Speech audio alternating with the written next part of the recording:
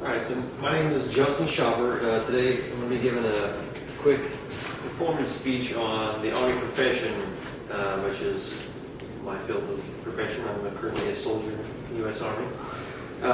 Basically, I don't know if you've ever wondered how the Army stacks up against other corporate infrastructures, like how everything comes down from the higher echelons down to the lowest level, how we work as a company versus as a military. Because there are two sides. There's the military aspect of the Army, and there's also the corporate aspect of the military as well.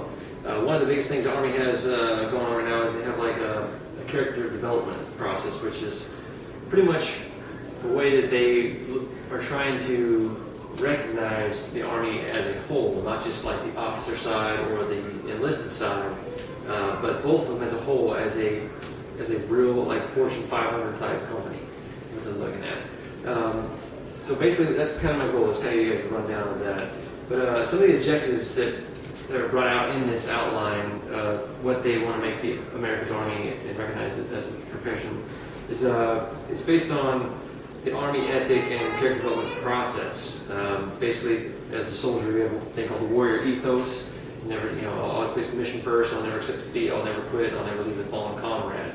Basically, we're not going to do anything that's going to leave somebody in the dust and screw over our partners. We're going to take into account of all of our personnel, go ahead and be leaders versus being followers. So for the most part, we're not trying to undercut anybody, from a corporate standpoint. You don't want anybody to be a backstabber or try to take someone's position for your own personal gain. In the Army, we don't look at it that way. It's one team, one fight. We've always looked at that as kind of like our mantra, for lack of a better term.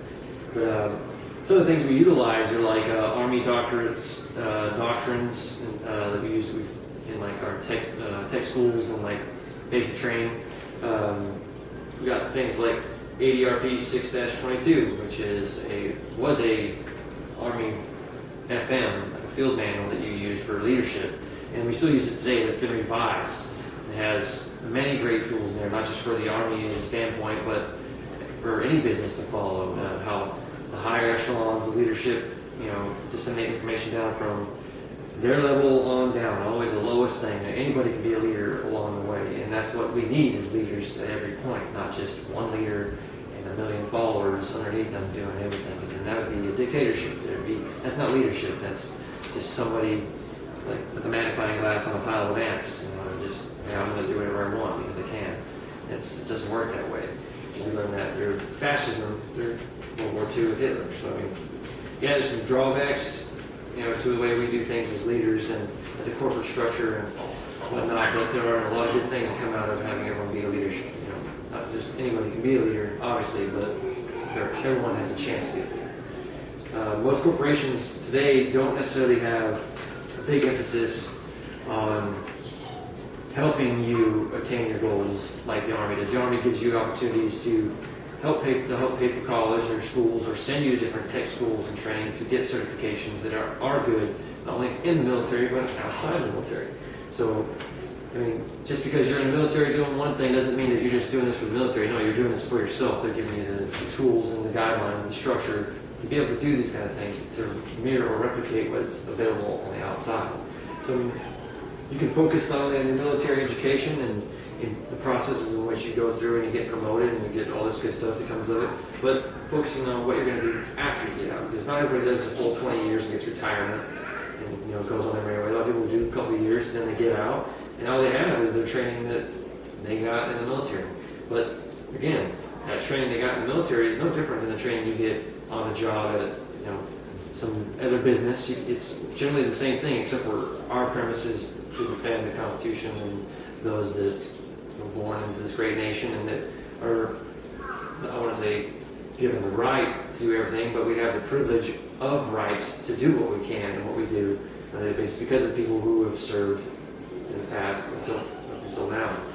So basically, the corporate structure of the Army is much like any kind of main corporate structure. You got your CEOs, you got your founders, you got the owners of the organizations, and then you got their management. You got regional managers, district managers, just the one restaurant sort of thing, kind of manager at one restaurant sort of thing. But in the Army, you've got your head shed, you've got your chief of staff, you've got your other echelons that run down, you've got your force commanders and command sergeant majors, you've got your divisions, you got your corps, and all that stuff. It kind of all breaks down to bigger, broader spectrums, but it's no different than corporate structure. You've got one big wig top who generally has most to say, but he has a panel that he goes to, just like the president is basically our CEO. Basically, he calls the shots, but he can't just say this is what's going down without going to Congress, which is much like a CEO of a Fortune 500 company. He can't just say that tomorrow we're going to just stop doing this. No, he's got to go through his board, his panel of personnel to get things approved and make sure that he's doing the right thing with investing or spending for that matter.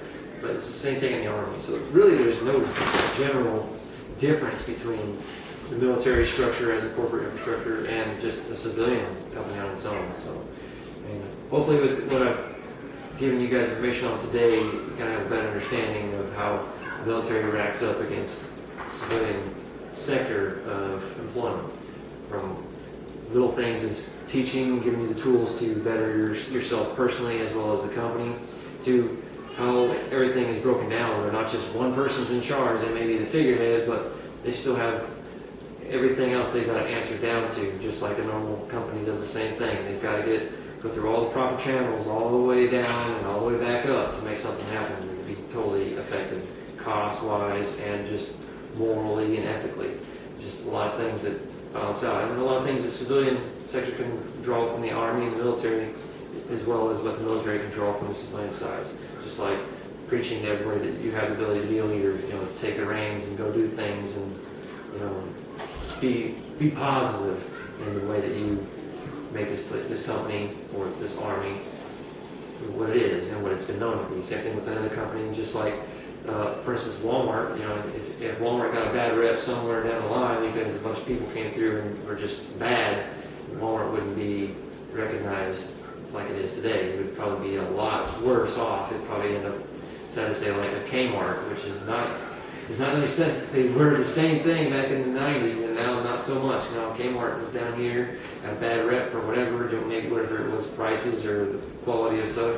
But it just, that's kind of the thing that I wanted to show you guys. There's a lot of things that meet up into the same, and things that we can learn from each other. And again, my name is Justin, and thank you for your time.